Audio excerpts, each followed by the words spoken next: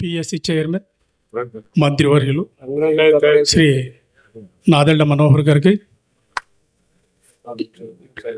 పర్యాటక శాఖ మంత్రి శ్రీ దుర్గేష్ గారికి, ఈ వేదిక మీద అందరూ మహానుభావులు ఆసీనులై ఉన్నారు, రాజకీయంగా ముద్దండులు ఉన్నారు, వారందరికీ ప్రణామాలు తెలియజేసుకుంటూ ఈ రోజున మీ ముందు ఇలా నుంచొని మాట్లాడే అవకాశం ఇచ్చిన ప్రీతమ నేత శ్రీ పవన్ కళ్యాణ్ గారికి హృదయపూర్వకంగా నమస్కారాలు తెలియజేస్తూ,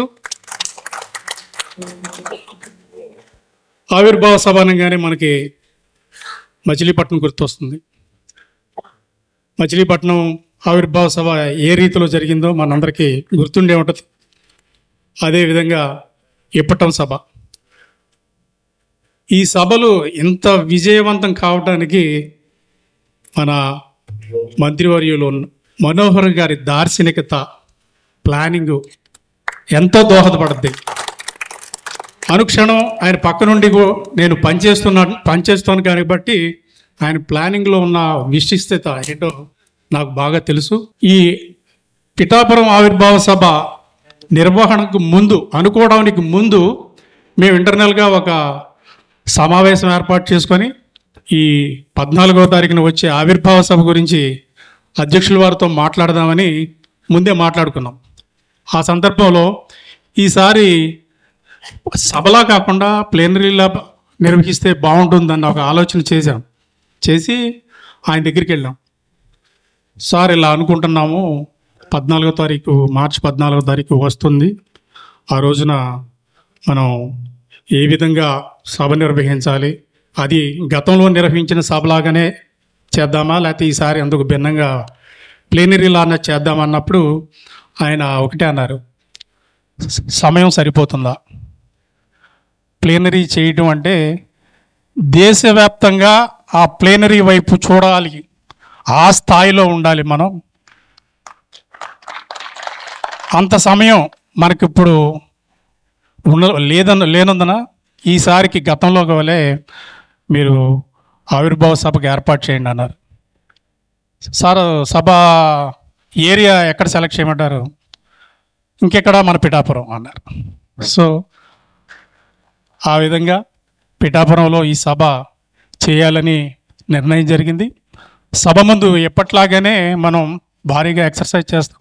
ఎవరు ఏ పనులు చేయాలి, ఎలా నిర్వహించాలి, ప్రతి ఒక్కళ్ళు ఆ సభకి వచ్చి ఆహ్లాదంగా పాల్గొని మళ్ళా సంతోషంగా ఇంటికి వెళ్ళాలి.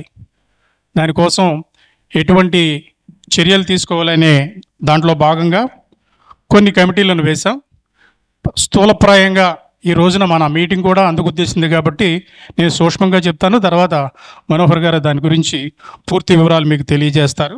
Logistics committee, advocate committee, ground management committee, volunteers committee, publicity and decoration committee, medical coordination committee, accommodation committee, food committee, media coordination committee, social media committee, cultural committee, crowd management committee, IT committee, parliament coordinators committee, east గోదావరికి ప్రత్యేకంగా ఒక committee, Telangana coordinators committee, invitation committee, పిఠాపురానికి చెందిన వారితో ఒక invitation committee, వీటిలన్నిటికీ మించి advisory committee కూడా ఒకటి ఏర్పాటైంది. దాదాపు 500 మంది ఈ కమిటీల్లో సభ్యులుగా ఉన్నారు. మిగతా పార్టీలకి మన పార్టీకి ఒక చిన్న తేడా ఏంటంటే అక్కడ పని చేయించుకోవడానికి మనుషుల కోసం వెతుక్కోవాలి. మనకి ఇక్కడ పని చేస్తామని చెప్పే వాళ్ళ సంఖ్య ఇంతకు 3 ఇంతలు ఉంది. 500 మందికి అకామిడేట్ చేస్తే దాదాపు ఇంకొక 1000 మంది మేము కూడా వర్క్ చేస్తాము, ఎక్కడో చోట మమ్మల్ని కూడా అకామిడేట్ చేయటాన్ని అడుగుతున్నారు.